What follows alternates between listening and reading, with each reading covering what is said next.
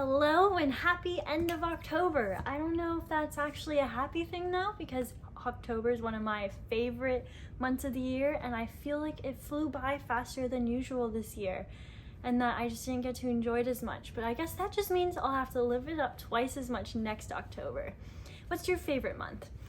So to start with my reviews for the month, I have seven books I'm going to review. I read quite a bit at the beginning of the month and then not so much at the end. I did a lot of Kindle reads, which I won't review, and then I did quite a few audiobooks, which I won't review right now. But to start off with my reviews from my October reads, I'm going to start with Long Live the Pumpkin Queen. And guys, if you loved The Nightmare Before Christmas growing up, you have to give this book a try. Even if Sally isn't your absolute favorite character, which is okay, it is so cool seeing more of this world. There are so many little things in it that just I didn't think would be a thing. All we saw in The Nightmare Before Christmas was Christmas and Halloween and the doors. But in this one, they get married, which is in the synopsis. Jack and Sally get married and they go on a honeymoon. And so they go to Valentine's Day, which is so cool. I mean, could you imagine just going to a holiday for your honeymoon? Anyways, that's what they do, and then they come back and then there's this huge conflict and antagonist, and Sally is on her own with Zero to fix everything. It's all up to Sally, our pumpkin queen. You also understand and learn more about Sally and her role growing up, what happened to her growing up, how she was created, or I'm not going to say anything else about that. But you learn about Sally and how hard it is to go from being a regular person to being queen, and all of these newfound expectations, all because she loves Jack.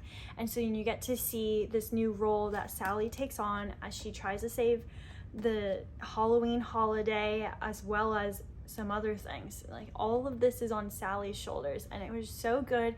It is a children's book. It is easy to read. It is large font. It has Zero in it. Come on, who doesn't love Zero?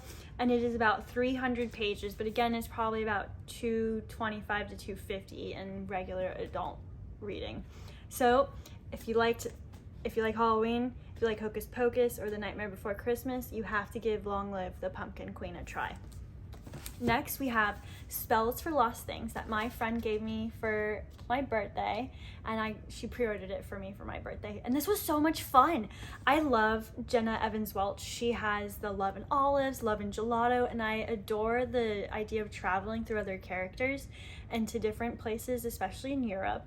And through those books, you also get to see some deeper familial concerns, which she carries that trait on into Spells for Lost Things. This book has two point of views between each chapter. One point of view is a girl who doesn't really know her mom too well anymore. They used to be really close, and then her parents got divorced, and now she lives on the other side of the country with her mom. She rarely sees her dad, and she feels so alone.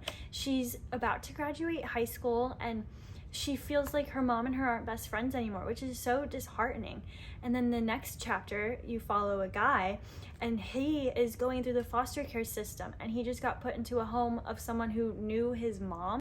His mom lost rights to parenting him, so his mom is still alive, and he's now going to a home of someone who claims to be his mom's old best friend, and all he can think is, why doesn't she help my mom? And yet she's here to adopt me and push me into her life when she goes to adopt my mom. So it's two young, kind of lost and alone kids.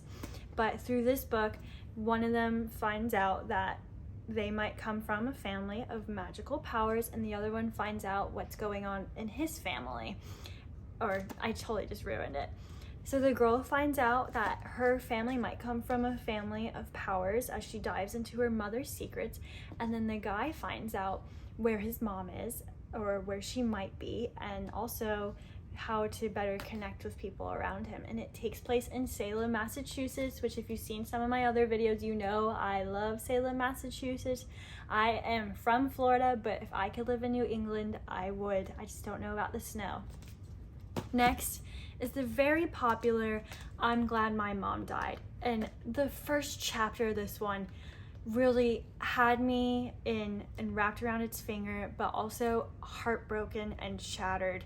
Jeanette McCurdy was so honest about what she felt growing up and her relationship with her mom, and we need that. We need more of that. There's definitely a lot of trigger warnings. I'll link a list below, or a link for you to look at the trigger warnings, but it is so important to know that there are going to be hardships between everyone with their parents. Growing up is traumatic as it is. That's just part of growing up.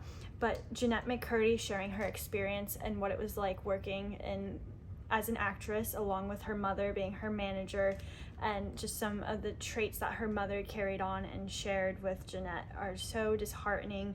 The audiobook is really good for this because Jeanette is the narrator for it.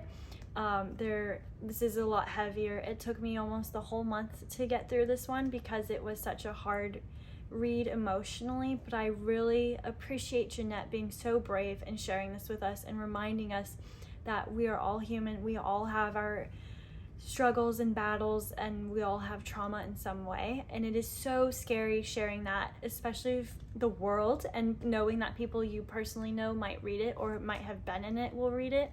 And I just appreciate her doing this for us and for herself. I hope she feels as though this gave her some of her power back. Next is Other Birds, a Book of the Month book. I'm really trying to get through Book of the Month books that I haven't read in a while, because I feel as though Book of the Month kind of takes over my life. So I'm trying to get caught up on almost all of them before this year ends. Other Birds is a little magical. A young girl moves into her mother's old estate, which is a condo, I think. It's part of a building, and they have birds all in the building. That's part of the aesthetic of the building, and the building helps take care of the birds. And she also has like an invisible bird that she talks to, and then there's a murder in the building, and they all have to kind of get together and figure out what happened. If you're a fan of Only Murders in the Building, this one is a good one for you. Another Book of the Month book, as I said, I'm trying to get caught up, The Kiss Curse. This is so fun for fans of Halloween Town and just cute romantic Halloween books. The Kiss Curse was a little different from the XX. It is a sequel, or a companion book, if you will. It follows a different female character and the struggles that she takes on, as well as her losing her magic possibly, and what's going on with that, and the male that just came into her life. I don't want to give away too much, but this was a fun read. It's light, it's cute. There's a cat named Sir Percival that talks. Come on, if that's not enough for you, just read it. Next was We Were Never Here, which is a backlisted Book of the Month book that I own and I read this month. This was very different, if you will. Two best friends, they go on trips together, and a few trips ago, one of them was attacked by a guy in a bathroom, and somehow when she was defending herself, he died. So they covered it up. And then it happens again on their next trip. So there's some red flags there. And then the other best friend, who didn't commit the crime but is trying to help cover it up, is wondering, why? Why is this continuing to happen? Has this happened before we were friends? And then she gets a boyfriend, and she feels as though the possibly murderous friend is getting clingy and too attached. So that's the mystery behind this. There's lots of secrets, lots of murder and covering things up. For fans of Finlay Donovan is Killing It, you should read We Were Never Here. Now for my final read of October that I'm about 100 pages in and not done with is Hester. And this book wrapped me in from the first page, and I am hooked. I will hopefully have it done tomorrow. This is such a good read. Historical fiction, but Salem, Massachusetts. Like I said, I'm a sucker for Salem. Fictional, but Nathaniel Hawthorne finds his Scarlet Letter woman, and the inspiration behind that, come on, that sounds pretty cool. So yeah, I'm wrapping up October with this, and maybe Hidden Pictures if I have some time, which I probably won't, but I like to aim for the sky. And I hope you enjoyed my October reading wrap up, and that you have a great reading month this November.